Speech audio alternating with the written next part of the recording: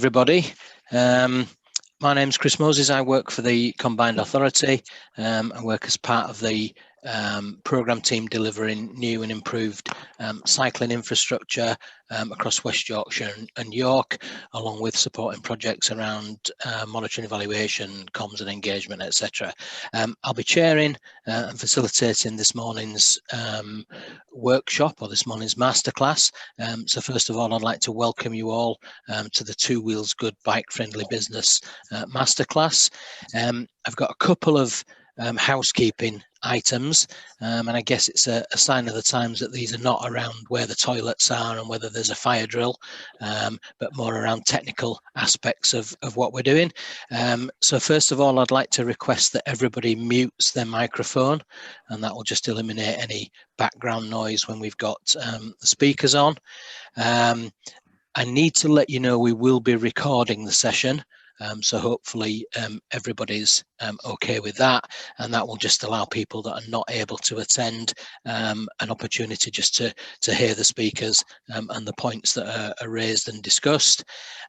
If you have a question whilst the speakers are speaking, if you could use the chat function, and what we'll try and do, individual speakers will try and keep an eye on what's coming up in the chat, and then maybe tackle that within their presentation or within a short question session at the end of each presentation. And then if we do have time at the end, which hopefully we will, there'll be a mop-up session for any questions that have been raised in the chat or any new questions that people have as we've gone along. Remember, please, at the end, in the Q&A session at the end, if you do have a question, if you could kind of raise your hand using the hand up function on Zoom, and then remember to unmute your microphone whilst you're asking the question. Okay. Right, I think we've got a lot to fit in the time that we've got, so I'd like to hand over to the first speaker, which is Gav. So I'll let you do your own introduction, Gav. Cheers, Chris. So that's me. I'm Gavin Wood. I know some of you, I can see some familiar names. I'm a project advisor on the City Connect project. I've got about 15 years experience working in cycling development, worked for a large cycling charity, and I now work in local government. I'm really passionate about active travel. I think it's there are only positives to be had from it. And I really like helping sort of enable other people to ride bikes too, and to walk as part of their daily routine. And yeah, kind of on that, I feel really privileged to work in the kind of job that allows me to do it. I used to be an accountant. That wasn't, I was a little less passionate about that. So I was going to talk a little bit about the Combined Authority and City Connect generally, and then the support that we offer. And then you'll hear probably from more interesting speakers who have benefited from that support. So like Chris explained briefly, City Connect is the Combined Authority's active travel project. We launched back in 2014. Since that time, we've overseen some 60 million quid's worth of investment in walking and cycling, primarily in West Yorkshire. We did do a bridge in York, but as far as I know, that's our only foray over the border. So we're not just about creating infrastructure, but that clearly is like a big piece of the puzzle in getting people traveling by bike. But we also invest in like a comprehensive range of engagement and behavior change programs, which is what I work on. And it's kind of that combination of hard and soft measures that combine to sort of create the behavior change that we want to see, and that sort of help unlock what we call latent or suppressed demand for active travel. So as that kind of network improves and we invest more money and that network begins to cohere and kind of fit together, you need to do less of the stuff that I do, which might put me out of a job, which would be, in a way, would be quite nice. But it'll kind of happen organically, and you won't need me coming along saying, oh, have you thought about cycle training or these other things? So that engagement work is designed to help people overcome barriers that they've got. So for example, we've got an adult cycle training program. If your particular barrier to travel by bike is I lack confidence, The cycle training is really good. Cycle for Health scheme, so people with very low levels of physical activity, they might have come via healthcare referral, via a GP or other referral route, and they can come to us, and it's a bit more sort of tailored to their particular need. A 12-week program that gets them from being very sedentary to being more active and independent. And then we support schools through a bike-friendly school scheme, which offers training, balance bike loans, works with kids sort of pre-bike ability age, which is typically delivered when a child is 10 or 11, which for some kids is a little bit too late. And then we also offer support to businesses, which is why I guess you guys are here. That support for businesses is delivered through our bike-friendly business scheme. That's delivered in-house and managed by me. Lots of the other engagement activities we run, we outsource to an external organisation, but this is delivered by me and only me, and there's quite a lot of businesses in West Yorkshire, as you can imagine. So we do have a complimentary scheme around walking, and some of you may have attended our Talking Walking webinar, and that's outsourced to Living Streets. Bike Friendly Business Scheme has been running for 5 years, nearly 6 years. Does 3 things. It offers free of charge tailored advice to a business. It offers an accreditation to businesses that are doing a lot. So, and you're going to hear from one of those or 2 of those who are doing quite a lot, and another organisation that's kind of early on in their sort of bike-friendly business journey. And we also offer funding of up to five grand. So there's a competitive grant process, and an organisation can apply for up to 5 grand to help implement some of that tailored advice that I talked about. To date, we've got over 300 businesses signed up. So some are quite light touch, others kind of phone me quite a lot and speak to me quite a lot, which is quite nice. But mainly they get, they'll get a report and it will say do X, Y, and Z. And some of them apply for funding. It's a mix of private and public sector. And today we've funded about £500,000 worth of bike-friendly stuff. So that's things such as cycle parking, pool bikes, training. We might deliver doctor bike sessions, might be maintenance equipment, ride leader training, whatever you can imagine. We've probably funded it. I'll add, it's not just about great facilities, though I think sorting your facilities out would always be, I'm going to say, my joint #1 recommendation, and I'll come back to that, and especially your cycle parking. There's lots of other stuff you can do over and above the sort of hard measures. So, and it's kind of combining your soft measures and hard measures that will help unlock demand. So that might be regular cycle to work days that motivate people to try it out.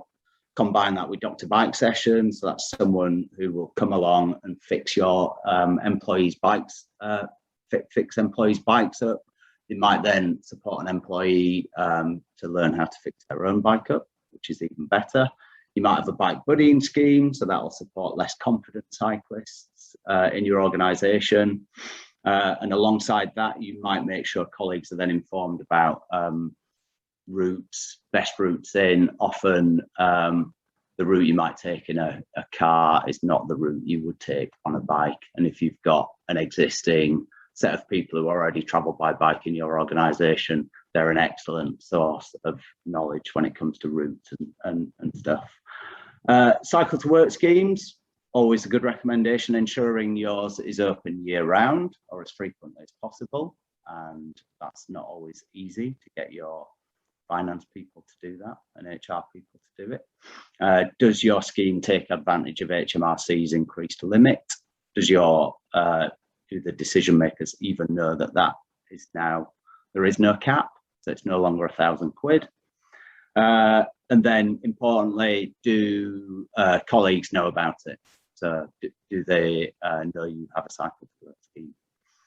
Do you have a travel to work policy that nudges people towards making sustainable choices, perhaps sort of legitimizes staff traveling on a bike? and do you actually incentivize it? So we've got, and I'll caveat this by saying not in West Yorkshire, but there are organisations who offer additional holiday, offer vouchers. So Next did this for a long time, offered a £2.50 voucher for people to travel sustainably. GSK down in West London have a scheme called Golden Miles. If you arrive on a bike or on foot, you get paid to do it. So, and then increasingly there are apps cropping up that try and sort of reward people for making more sustainable choices. So like a bit of stick and carrot. So for all those things as well, it's important that staff actually know that they exist, and where they find out that information. Because if they don't know about it, they ain't going to access it. So that could be a go-to place on your internet or intranet page, or it could be a go-to person. So that thing I said about my joint #1 recommendation being bike parking, alongside that, my principal other recommendation would be to engage with staff, really. So speak to staff about the barriers they face. And for a lot of staff, there'll be nothing that you can do. So you can forget about them. But maybe for 20% of staff, they will come forward with really good ideas or really good reasons why they don't do it or why they don't do it more often. And those are within your organisation, those are your target staff. So what can I do, or what can we do as an organisation to help that 20% of people do it more often? So alongside saying, oh yeah, our facilities are great, speak to your staff. Because if you don't find out what barriers, it's one thing me saying, oh, do X, Y, and Z. If X, Y, and Z aren't the barriers, aren't going to be the things that overcome the barriers that your staff have got, it's kind of pointless doing X, Y, and Z. So participating organisations generally see a 20% uplift, which is pretty good. I think if all organisations kind of engaged with it and saw a 20% uplift, then we'd be doing pretty well. So the other thing you might be asking is, why is it good to do it? So why should you be investing your time, your energy, your money, perhaps? And yeah, why should you do it? To which I would say, having a happy, healthy workforce is good for business. A happy, healthy workforce is going to take fewer sick days. It's going to be on time more often. So journey on bike is very predictable. So my journey when I did work in an office, which might happen again sometime soon, from Leeds to Saltaire, or Saltaire to Leeds, I can predict within 5 minutes either side of how long it's going to take me. If I hop in a car and do that journey, might take me 20 minutes. If I set off at 3 a.m, more likely take me 2 hours if I set off at 7:30 to get into the office. So it's really predictable. So it's good for a business. You're going to get staff there on time, possibly help with staff retention. So we're beginning to see businesses sort of advertise their proximity to cycle routes. So there's a new office refurbishment in Leeds, and on their landing page we've got dedicated bike parking access, and we're right next to a brand new cycle track. So private sector developers are beginning to think, oh, this is something we should be using to encourage kind of people to occupy this building, which is really good, because once private sector realizes there's a benefit, then that's probably going to do me out of a job as well. Gav, can I just chip in? There's a question popped up in the chat. I don't know if you were going to be covering apps. So the question is, can Gavin expand on apps that are good for promoting sustainable travel? And just to let you know about time, I don't know if you're moving towards questions shortly anyway. I can do. Emma, I'll pick that up in the chat if that's okay, because there are some. The other thing I was going to say about why should businesses do it, towns and cities increasingly are planning for people not to travel by car. So getting ahead of that game before it actually comes in. So for example, clean air zones, bus gates, so restrictions on car traffic. So getting ahead of that is a good thing for a business to do. Sorry, I'll whistle through this last slide, Chris. But the other thing I was going to say, it's kind of relevant to what one of the speakers is going to speak out, but The Bike Friendly Business Scheme's a live offer. That's the first thing to say. And then lastly, we just put a successful bid into Department for Transport for 160 grants worth of cargo bikes. So there are going to be fleets of cargo bikes for businesses to use, to borrow for an evaluative period to see whether or not it suits their business. So, and some of these bikes are going to be used in-house at local authorities. So the picture on the bottom left there is one of the Parks and Countryside guys at Bradford Council. He's got a big, whopping great cargo bike that he's going to use. So, that's it. But yeah, that's a watch this space, and we've got to go through local government procurement first, which, if anyone knows those, it's going to take forever. Cool. So I'll pick that question up in the chat, Chris. Brilliant, that's great. If anybody else has any other questions specifically for Gav, by all means pop them in the chat and we'll have a look at those and either pick them up in the chat or at the end. Some really good stuff there, Gav, on lots of support that's available for businesses, use of e-bikes, particularly liked the bike training for a range of age groups. It's really good. One of the key things for me out of that is that it's important not to just put the infrastructure in. You know, we do that, but then to link up the engagement to drive the behaviour change that we need. So that's great. Thanks very much for that, Gav. And we're going to change the agenda around slightly. So I think Gav's got to skip ahead in the slide pack at this point, but we're going to bring in James Milson. So James is going to speak. I'll let James do his own introduction. So perhaps you could do that intro, James, while Gav's finding the place in the slide pack. Over to you. Yeah, of course. So yeah, my name is James Milson. I'm property manager at CEG, based at Kirkstall Forge. So for those of you who don't know the scheme, CEG have owned the site for about 15 years now, and have been working up a scheme to bring forward over 60 acres of development there. So that will comprise of about 300,000 square feet of commercial offices and about 1,050 homes with complementary facilities. So on site, we're fortunate enough to have been able to work with the Network Rail and local authorities to bring forward Kirkstall Forge railway station. And we're also quite well linked in terms of connectivity into some of the existing cycleways. So the Abbey Road to the north of the site is one of the main arterial roads into Leeds, and there's a pre-existing cycle network on that, and we're about 2 kilometres away from a link up to the Leeds Bradford super cycle highway. We've also, to the south of the site, got connectivity onto the Leeds and Liverpool Canal, which is quite a popular cycle route, both for people commuting to and from Leeds city centre, but also for more sort of recreational cycling. And on to the east of us, we've also got Horsforth and Headingley, and then Bramley and Pudsey to the south. In terms of the site itself, Kirkstall Forge was designed to be cycle friendly, and we were fortunate enough to be able to get some funding through City Connect to bring forward a couple of projects post completion, which have allowed us to continue to build on the sort of success of cycling at Kirkstall Forge. I don't know if Chris, you're able to skip to or Gavin, skip to the next slide, if that's right. So on from the bikes one, yeah? Yeah, that's okay, thank you. There you go.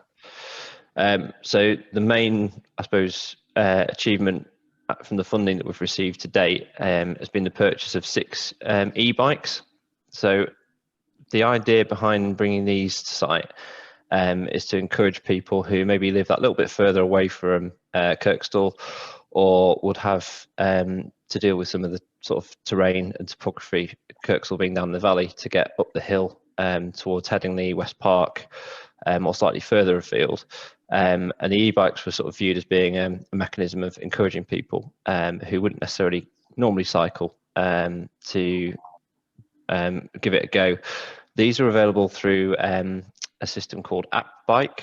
So they're basically, the App Bike operates as a maintenance and partnership for registering. So in order to kind of hire the bikes, which are free, you provide your details, and then they can track where the bikes are, who's using them, how long they've been out for, and then if there are any issues with them. But fundamentally, it's purely just kind of a mechanism for us to have the bikes safe, secure, and managed without having to kind of put any financial burden on the user. And the idea behind those is that people can use those on a week or so's hire, with a view that if they get on with an e-bike, then they will look into cycle to work schemes and potential for buying a bike themselves. In terms of the other bits and pieces which we've worked with City Connect on in terms of funding, Gavin, if you want to skip to the next slide, I think that should show a few bits and pieces. You can see from the images here, we've procured equipment in the form of pumps and maintenance racks. These are supplemented by regular visits from Dr. Bike. And then if you flick to the next slide, Gavin, hopefully it'll bring up some of the field questions in the chat. There you go. There you go.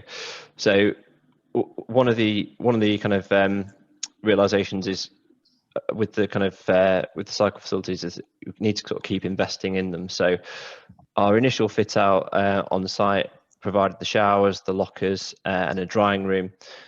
We've kind of taken feedback from the bike users group, or bug group as it gets called, and pre-COVID meetings kind of held fairly regularly with them to kind of work on bits and pieces within the building and the site which we could improve. So taking on the advice that they've kind of given us, we've now got a laundered towel service. So instead of having to kind of have a big bag full of gear when you come in, you've got lockers where you can store fresh clothes.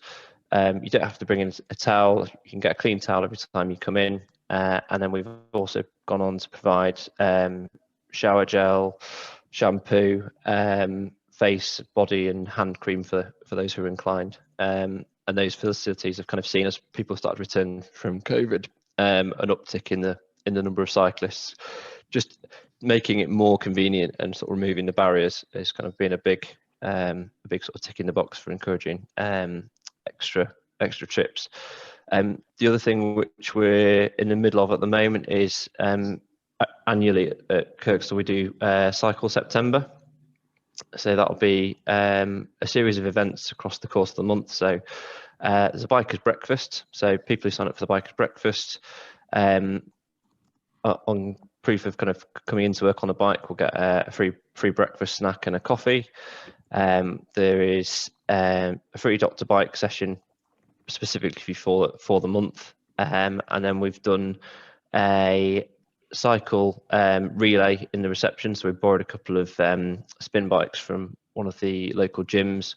We linked that up with Heart UK, who are the charity partner for the building, and encourage people to come and have a sit on a bike. We've had the traditional bikes and the e-bikes out in display in reception, and that's been just a kind of way of kind of linking people in as they're entering the building, and then for those who might not read the emails, just to kind of raise presence of the fact that there are bike facilities there, and that they're obviously free to use. In terms of other kind of extra activities which we've looked at with other providers, Kirkstall Forge acted as a bike library donation station. So there's a charitable organisation who look at recycling bikes for those in the community who may not have access to bikes. So we received quite a number of donations. They were then stored for a few days, and then there was a pickup done by the charity who take them away, service them, and get them ready for donation and reuse. We've also looked and partnered up with a number of the local businesses. So we're not too far away from Woodrup Cycles. So we've got a Kirkstall Forge discount arranged with them. And then reciprocally, if we're doing a cycle event or a competition or whatever, we'll normally kind of go and get a voucher which is normally used as the prize for them. So a bit of an incentive which kind of works both ways. Another thing which we've done to encourage not necessarily employee-based cycling, but wider kind of community cycling across the estate is we've recently installed a system of wayfinding. So that picks up on the Liverpool Canal and Pollard Lane, which are kind of both quite rural areas within sort of a mile of Kirkstall Forge itself, but just kind of directing people better around the area as to kind of where's good to cycle, how to get to different places. So obviously having a train station, it's directing kind of people that they can actually traverse over that train station with the lifts and that type of thing, as well as the kind of more traditional cycling along the roads and things. Let's see what else we've got. And then just in terms of kind of how we measure our sort of success in terms of the cycle facilities at Kirkstall, it's really about regular contact with the users. So the meetings with the tenants, making sure that if there are concerns around parts of the site or the infrastructure, we've got established channels with Gavin, with local councillors. So, for example, someone a few months ago reported that one of the cycle lanes was full of glass. We took that away as a kind of an owner, picked it up with the local authority, and they were able to get something done to get that cycle lane swept. Also, having a reward system in place has been particularly beneficial. We're not talking about sort of spending huge amounts of money, but it's kind of the little touches that count. So the opportunity to win a 20 quid voucher for Woodrup, or a free bike light, or a little bit of breakfast as a kind of reward for cycling in, or having your bike sort of maintained is sort of fairly cost effective measures of keeping people encouraged. And some of the measures we're looking at bringing forward in the next 12 months, we're looking at kind of getting, we call it like a cycling war chest. So having a pack of consumables on site, so spare inner tubes, some lights, and a few sets of wet weather clothing, because there's obviously always the chance of coming in glorious sunshine in your shorts and t-shirt and heading home in Yorkshire winter weather. So there are kind of a few of the bits we're kind of looking to bring forward. And then in terms of the other schemes which we're involved in, we're currently building Globe Point and looking at bringing forward One Globe Square down in the Temple district. And there's big emphasis on making sure that those buildings will be at least as good in terms of the delivery as Kirkstall Forge. And we're working with an external organisation as well as Gavin called Cycle Score. So they're similar to a kind of a wide score, and they give a nationally recognised accreditation. And they're involved on a consultancy basis with our development team to bring forward the best features of kind of cycling measures that we can do. So that's considering, as part of the design phase, even where you're placing your doors, how the cycle stores are laid out, and all the kind of other bits and pieces that your normal architect wouldn't think about, but will make that little journey for cyclists more pleasant and putting less barriers in the way.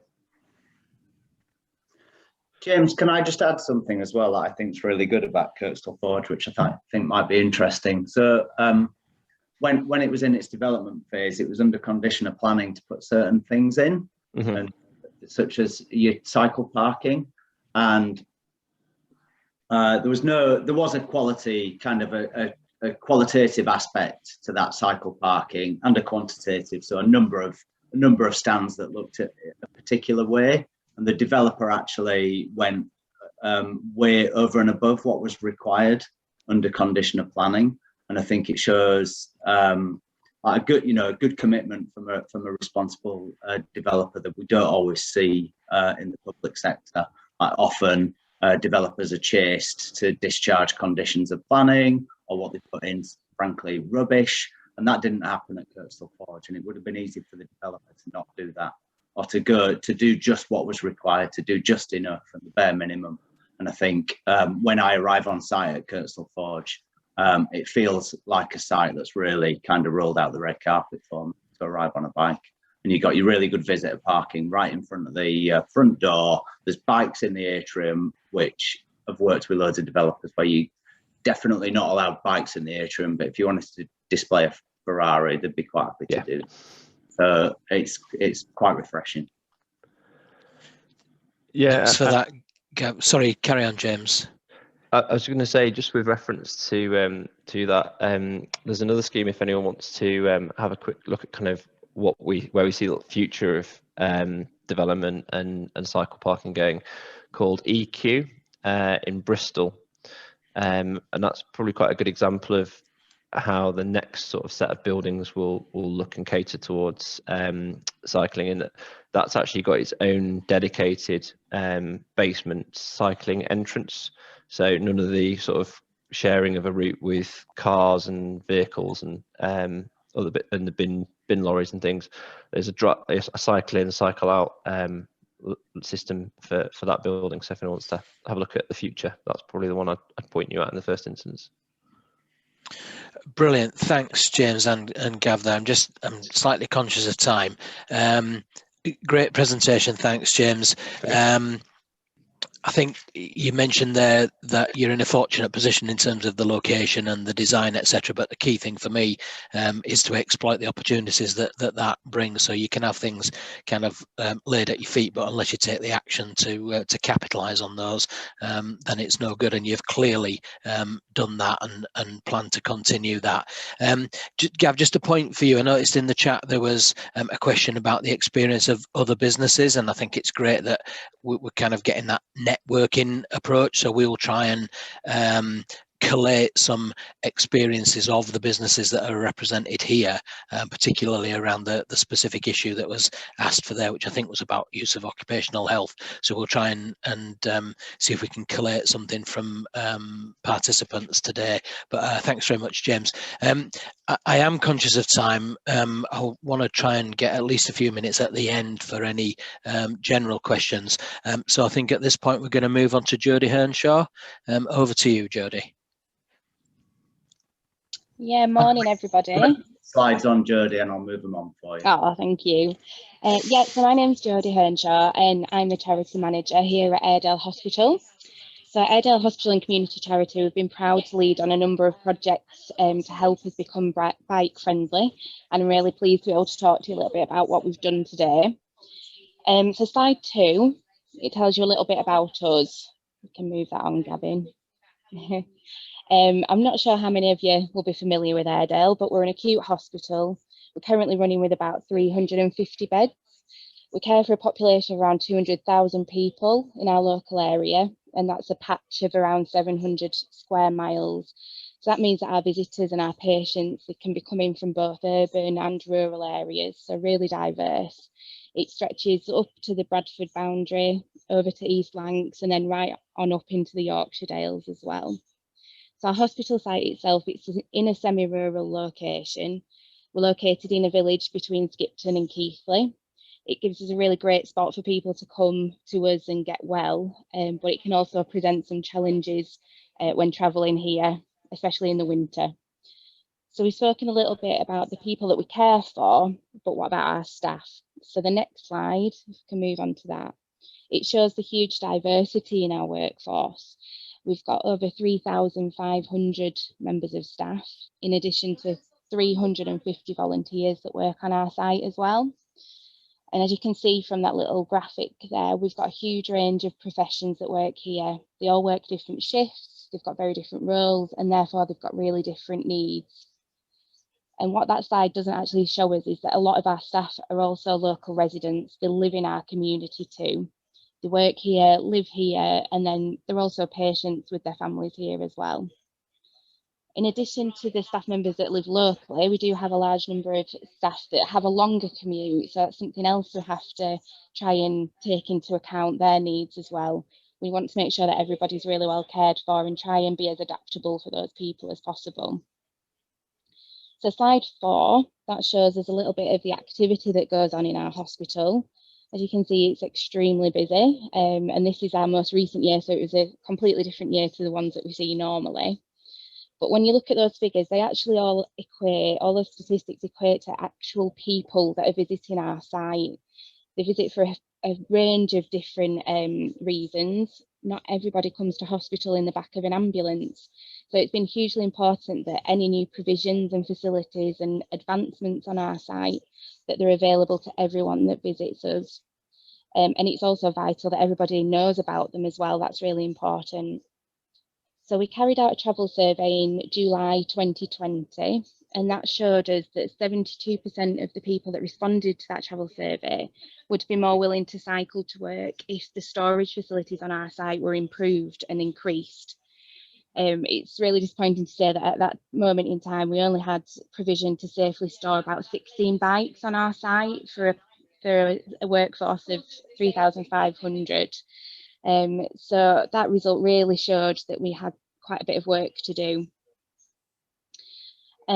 So slide 5, it shows you some of the issues that we set out to rectify. So we're situated close to a cycle route. It leads all the way to Skipton on one side, that way, as I'm pointing from my office, and then Keighley in the other direction. It does mean that we have safe access to our site. However, when people get here, as we've mentioned, the facilities really weren't adequate. We are quite some distance away from the train station. We were speaking about this before the webinar started. So we have got really good train links, but actually there's no direct footpath that gets people here once they get off the train. They have to go quite a busy steep hill, main road, and then walk back along themselves as well. So it does mean a really long walk if people use that form of transport. I'm sure you'll all be familiar with the struggles of parking at any hospital site, and as much as we've got a great site here with lots of land, we do still have those struggles as well. So we felt that improving other travel facilities would only have a positive impact on the situation. That also goes again for the congestion, especially around peak times, and throwing ambulances into the mix as well. You know, it can get really, really busy when people are trying to leave the site at those peak times. Reducing the number of cars, therefore, that are travelling to and from the hospital and wanting to park, it eases the burden on our estate.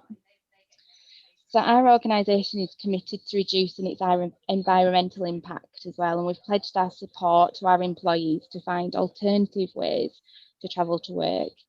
And we've always encouraged this through schemes such as Cycle to Work and car sharing. These schemes have been around for a number of years, sometimes really well advertised, other times they're not. So that's something that we were trying to work on as well. As we're in the healthcare sector, it's really, really important that we are worth noting that the wellbeing benefits of us increasing the cycling provision are taken into account. Many of our employees have been working on the front line of the COVID-19 pandemic, and those that may not necessarily be classed as front line, they've still seen a major impact on their working lives because the virus has affected all parts of the hospital. Employees often choose to cycle to work as it's got a really positive impact on their mental and physical well-being after working on the front line for a full day. Increasing our storage facilities to ensure the safety of our NHS employees' property really gives them the peace of mind that they're cared for. It boosts their morale and it encourages others to join them as well. So slide 6 tells us what we've done. So in 2020, with the help of City Connect and Bradford Council, we were able to increase our lockable bike storage provision by purchasing 2 bike shelters for 10 bikes and 2 5-stand toast racks. These increased our facilities hugely in comparison to what we had before. But we haven't stopped there. Earlier this year, we've been able to increase our offering even further. So we've now also added 4 bike tool repair stands to our hospital grounds. These stands enable basic bike repairs to be undertaken and therefore providing even more assurance and investment in our facilities for our visitors and our employees. You'll see there some of the pictures, one of the pictures of the bike stands, and then in the bike shelter, that's actually one of our consultants in the emergency department who had cycled into work that morning, so we took a snap of him to share with you all. So as we mentioned earlier, it's really important that people actually know about our improved facilities, and we do that in lots of ways. We try to communicate this to them. We do it through our weekly staff brief, our intranet, and other forms of internal comms as well. We also put it on our trust and charity websites. We try to tag onto as many awareness days as we possibly can, such as World Car Free Day, and we try and base our social media and other comms around that on that particular day. So the response to the improvements has been absolutely amazing, and so much so that our staff on other sites that come under our organisation want to look at improving their facilities too. So that's something that we're putting on to work on in the future. So just to finish, we really wanted to say a huge thank you to Gavin and the team at City Connect for helping us to tackle this issue. It's really important, and they've helped us to provide a fantastic solution to benefit our NHS workers and the people that visit us here at Airedale, and we've got lots of plans for the future. So any questions?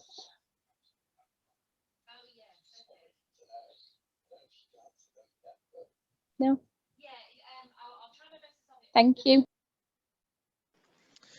Thanks for that, Jodie. Some really good stuff there. Some unbelievable numbers about NHS Airedale and your patient breakdown and staff breakdown, etc. And great to see the work that you're doing to tackle the issues that you've identified. Thanks very much for that.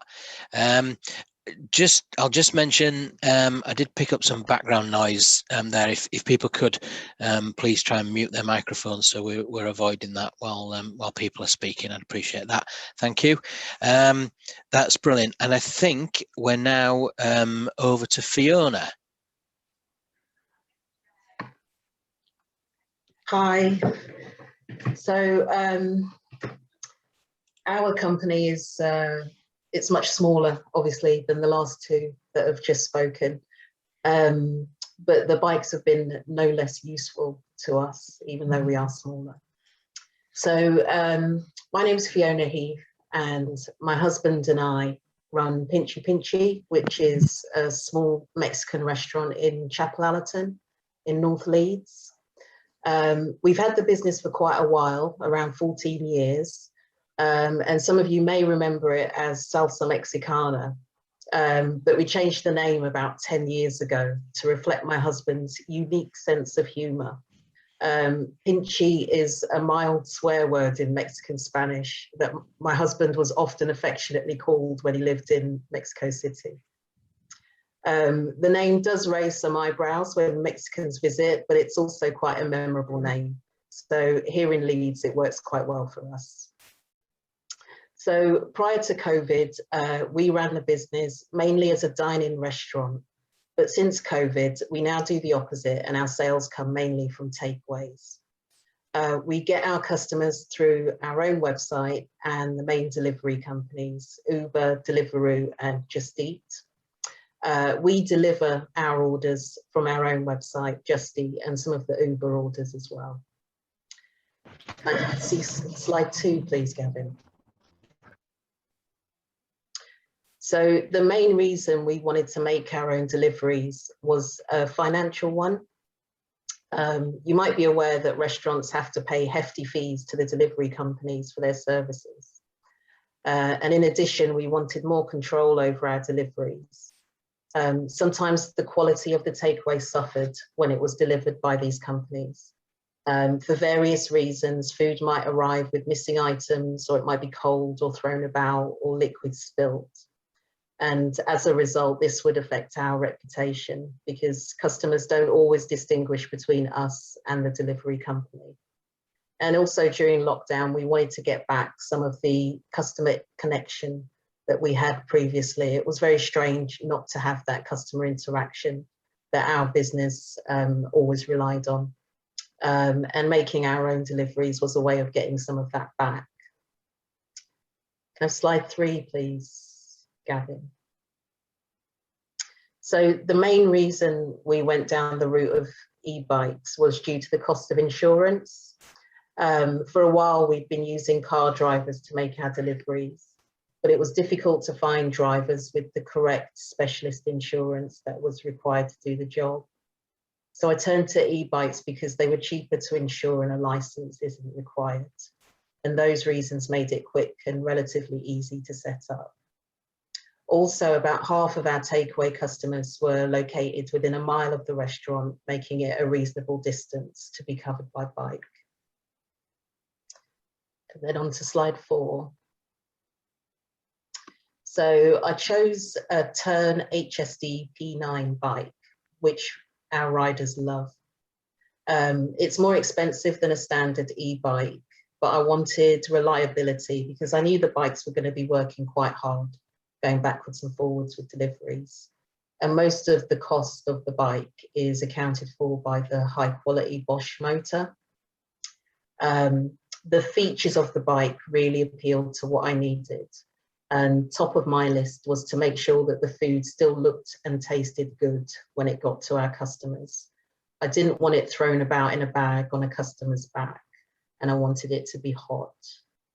And I think you can see from the pictures that the Turn has got a platform at the back, which keeps our insulated boxes flat.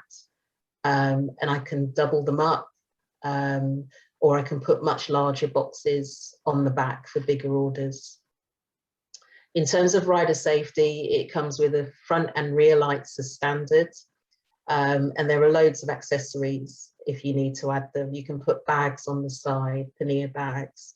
You can fit extra platforms on the front as well. It's also designed to carry a lot of weight.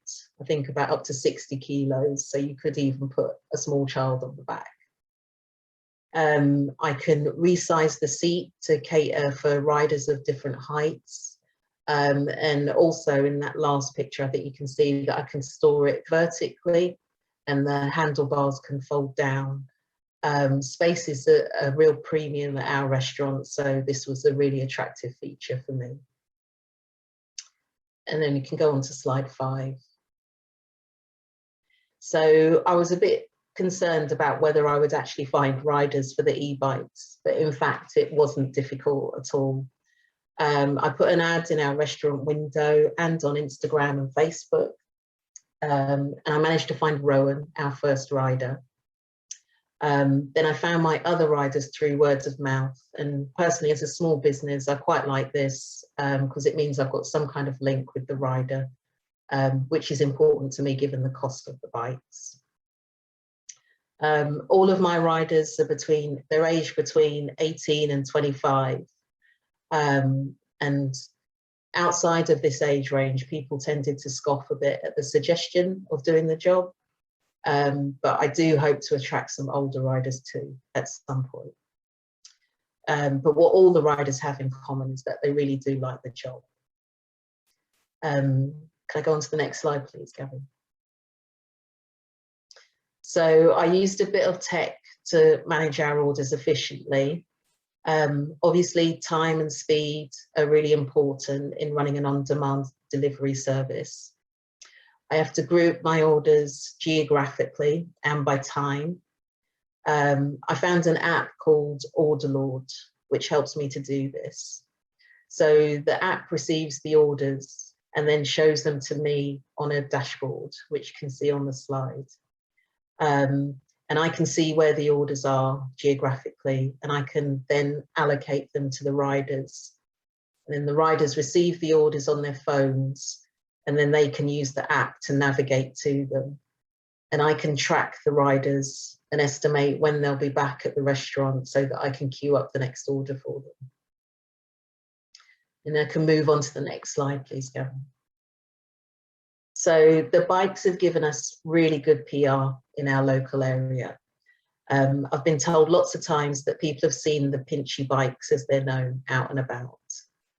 The bikes are distinctive, and I've branded the boxes as well. And I might go further and kit the riders out with some branded jackets for the winter as well. In terms of insurance, I used a specialist bike insurer called Yellow Jersey, and they gave me confidence that they understood the situation and had dealt with it before. The insurance I chose covers an unlimited number of riders, and it includes liability for riders who use their own bikes who might have an accident. So I can grow the team using riders with their own bikes and not just the bikes that I've purchased. I purchased the bikes from our local bike shop, the Edinburgh Co-op, and they're conveniently located 5 minutes around the corner from us. I'm not bike savvy, so it's been really handy to have them nearby to sort out any mechanical problems with the bikes. I've got 6 people regularly riding the bikes, and they're sometimes doing up to 20 kilometers per shift. So things have gone wrong, but now I've started to take the bikes into Edinburgh for a monthly checkup so that any problems are caught early and are cheaper to sort out. In terms of overnight bike storage, I looked at purpose-built outdoor sheds from a company in Bradford called Asgard, but you do need space and quite a bit of space preparation to accommodate them. So what I do is I keep the bikes in the restaurant on the premises overnight. I also found that it's preferable to have a specific wait space for the riders, because with an on-demand service, there's inevitably going to be times while the riders are waiting for orders to come in. Our restaurant isn't big enough for the riders to wait in the dining area, and it's probably not really appropriate anyway. So when the weather is good, they wait outside, and when it's not, they wait in the stock room. But in an ideal world, I would have extra space to accommodate them. If anything goes wrong while a rider is out, you need a rescuer in terms of another bike or a car to go and help them. We've had chains come off, locks slip, and this highlights another benefit of being able to track your riders, because you'll be able to see on the map that if they're in one place for too long, that they're either lost or they're in trouble. I also found that if you're falling behind with deliveries, you might need another vehicle to catch up, but that might be more particular to on-demand deliveries rather than pre-planned ones. In terms of costs, there is an additional, well, I found that there's an additional cost of having someone on the premises to manage the service and respond to any problems. But in our specific situation, order for order, it's cheaper to use our own riders rather than bigger companies like Uber Eats or Deliveroo.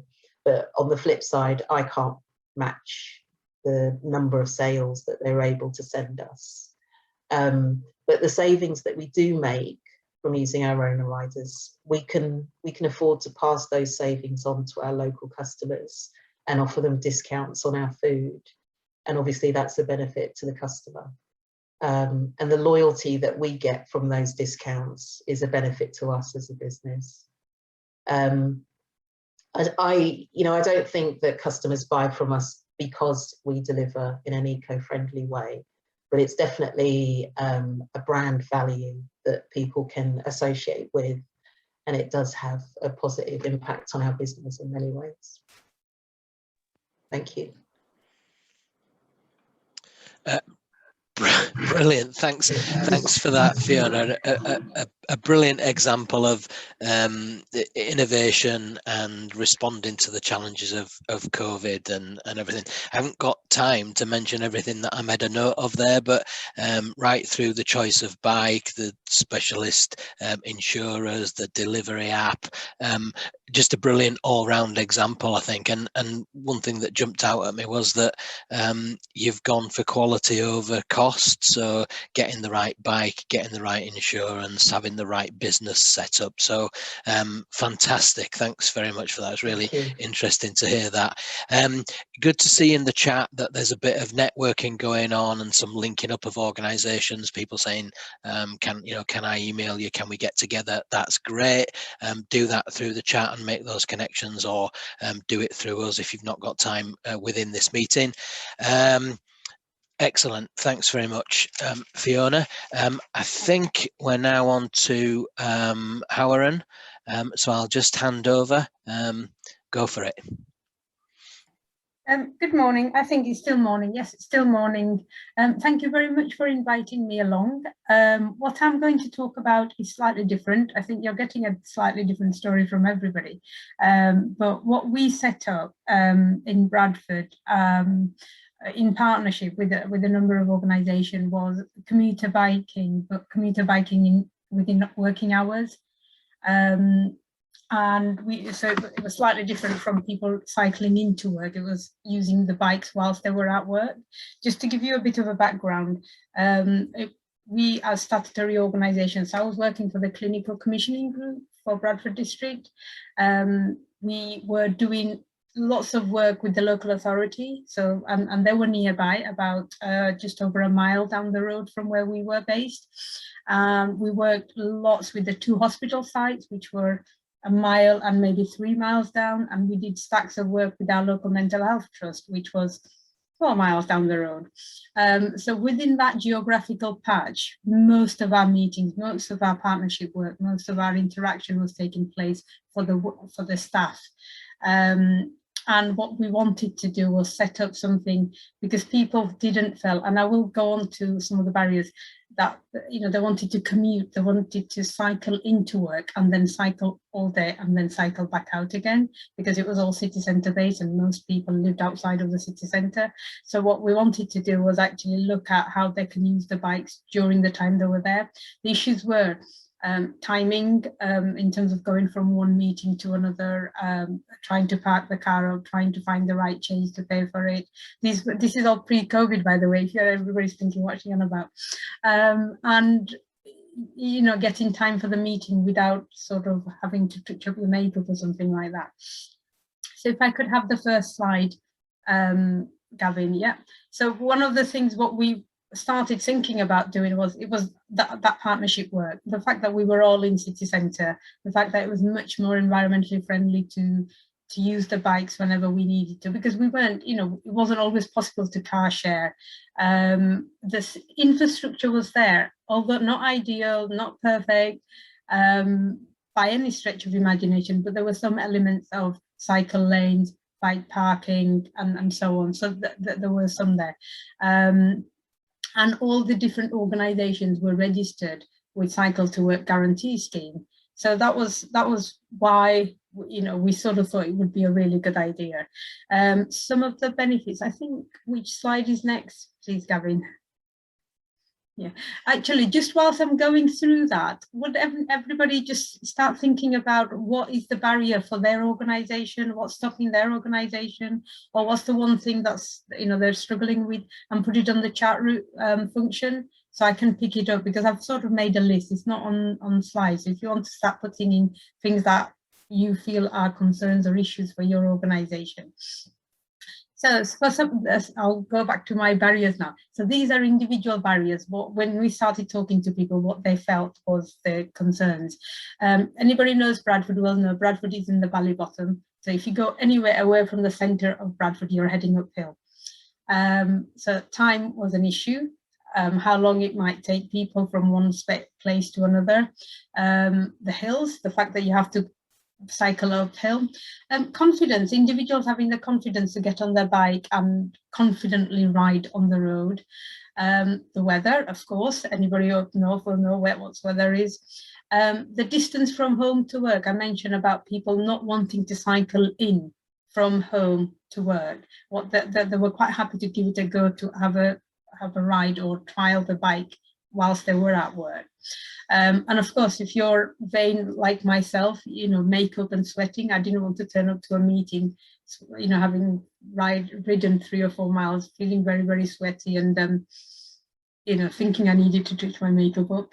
There were also the insurance was another issue. You know, people were concerned about insurance and how they were, you know, how they were covered, what happens if they fell on another car, what happens if the car, you know, hit them and so on. Those concerns around cost of bikes and equipment. These are all personal individuals came up with. So cost of buying a bike as well as being equipped. You know, having all the right equipment, the right clothing, the bags and so on. Safety comes up multiple times. Safety of the bike, safety of the cyclist, and safety of third party, you know, what happens if they hit somebody. And then another reason for not wanting to commute into work was, you know, they're having to drop children off at school or pick them up at the end of the day. The concerns about organizational support and what they, you know, the lack of it. Some organizations were slightly more supportive than the others, but these were, I mean, the 4 organizations I mentioned were all statutory organizations. They were all saying the right thing, but it wasn't always communicated to the staff.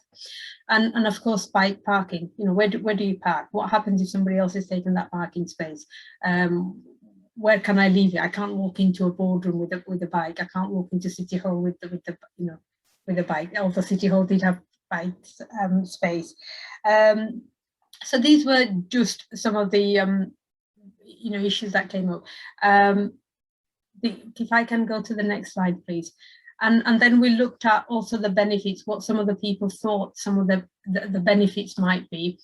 Time, again, you know, it was a barrier, but on this occasion it was time. It saves loads of time. If you go from one office to another and it takes you 5 minutes to cycle down, but 5 minutes to drive and 10 minutes to park up, you know, find parking space. Money in terms of wear and tear of your car, petrol prices, you know, parking charges and so on. Environmental benefits comes up time and again. Everybody was very, very conscious that it was much more environmentally friendly. I mentioned the organisation. We were all sort of connected to health in some ways. So public health was based in local authority. We, the CCGs, were commissioners of health. So we were acutely aware that fitness level, you know, is a fantastic opportunity to improve your fitness level if you're cycling on a daily basis, or even once a week. It's a start.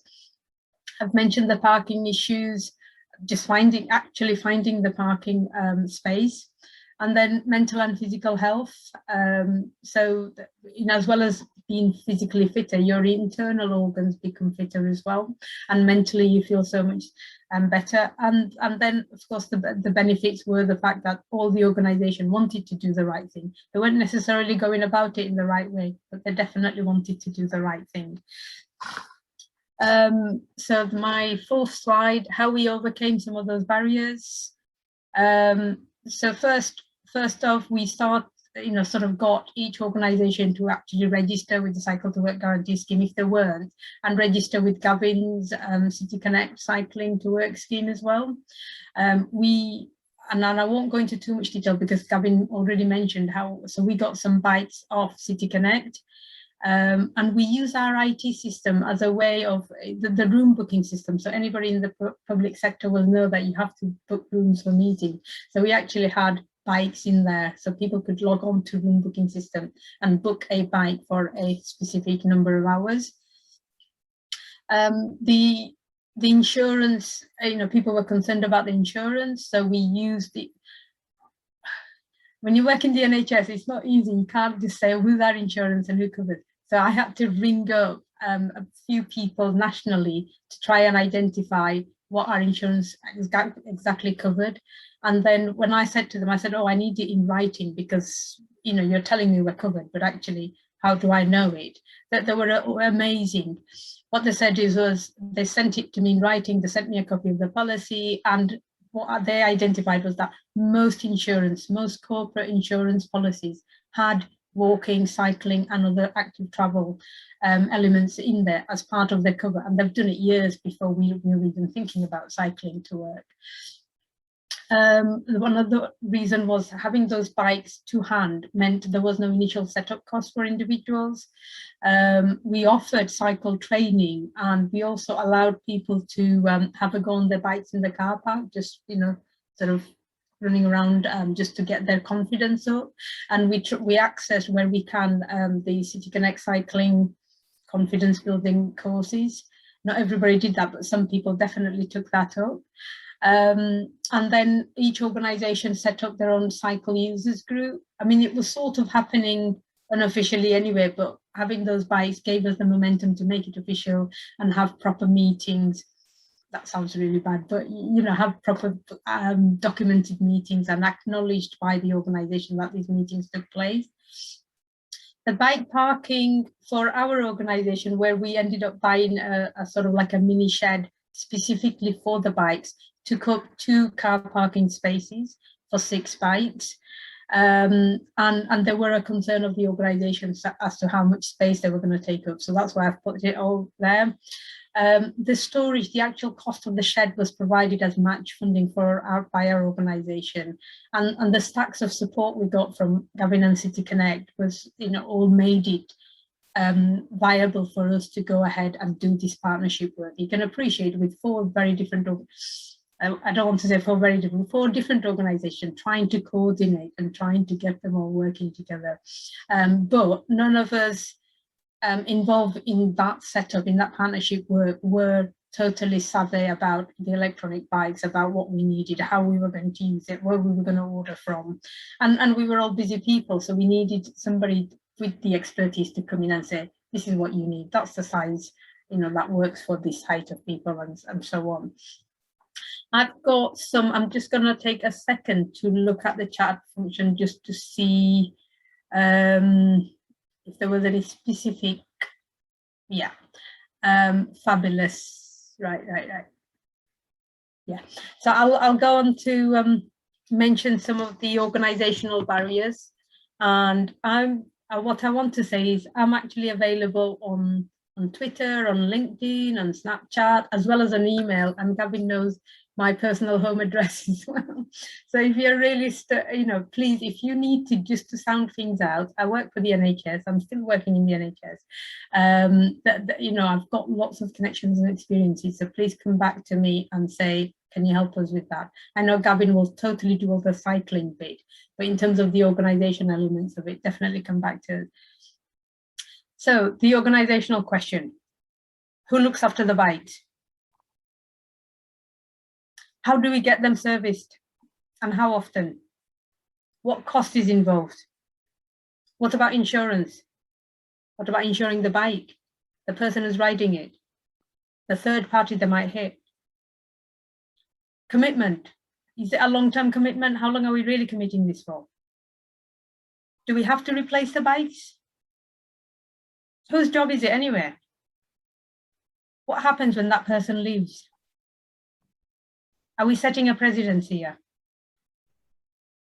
Does it become custom and practice? Do we have to do it forever from now on? We all overcame that, and we've got bikes, and they're great. So during the pandemic, if you're thinking they're all sitting in our offices, they're not. People have taken them on monthly, or for a couple of months, they've taken it home to use them whilst they've been at home for their leisure and for their commuting at home, not into work, because most of us have been at home. They'll just come back into circulation as we are partially going back into work. So I don't know if anybody's got any specific questions, but these were some of the issues that came up, and we have answers to them, which is why I'm sort of offering myself up to people to say, come back for more information if you'd like some more. I knew this 10-minute slot wouldn't give me an opportunity to answer all your questions. Is there anything you want me to pick up, Chris? I can't see anything specifically in the chat, although it has kind of ticked over as people have been adding things in. I think, bearing in mind the time, I think we're a few minutes away from 12 o'clock, and I would like to finish on time. People often have other commitments or even just lunch, but so we don't really have time for any further questions. However, we're happy to take questions, so please put them in the chat. Hopefully people attending have got Gav's contact details, so Gav would be the main point of contact. We can then cascade things out to the speakers and get information back. Just a couple of thanks from me. So thanks, Howard, for that last presentation. Some really good stuff there on cycling for various reasons, work, etc. What stops us and how we can overcome those barriers. So some really great stuff there. Thanks to Gav for organising the event.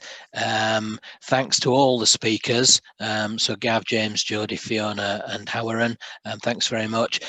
Thanks to everybody for attending. These things are no good if we've no audience to speak to, no questions, no discussion to have. So thanks very much for attending. please put any further messages in the chat. We will pick those up over the next 10-15 minutes. I think that remains there for us to have a look back. As I said before, there's been some networking in the chat, which is really great. I think that's just a byproduct of what we've done today. So if you've made a connection with somebody else, then great. Continue that. Let us know how you get on and whether we can support that. Gav, I don't know if there's any final words that you wanted to mention. Yeah, I was just going to say I've made quite a lot of notes based on the questions that people have asked and links and things I think people might find interesting. So what I did with the talking webinar, once I'd kind of trimmed the recording down, I hosted it on a website, and then I posted a link out to everyone who registered, and then I included answers to questions and other interesting reciprocal links that I think people might find beneficial. And then I was also going to add, I only know Hawaran's address because she lives around the corner from me, not because I'm stalking her. I was wondering about that. The other thing I was wondering about, and I need to Google, is the meaning of the word pinchy. I definitely need to have a look at that one. Won't broadcast that. So Gav, just confirm for me, we have details of everybody who's attended the event. We can put communications out, so we'll put something out that will invite, so in case you don't have our contact details, we'll put something out that gives all the information Gav's mentioned, but invites any further questions back that we can then look to resolve for people. The other thing I'll add, it was good that there were people from outside of West Yorkshire in attendance as well. I don't know. So we've got people kind of looking in from outside who are then hopefully either taking away all the good stuff we're doing and shamelessly nicking it, or that they're just kind of, you know, interested in what we're doing in West Yorkshire. So which is that's a really good.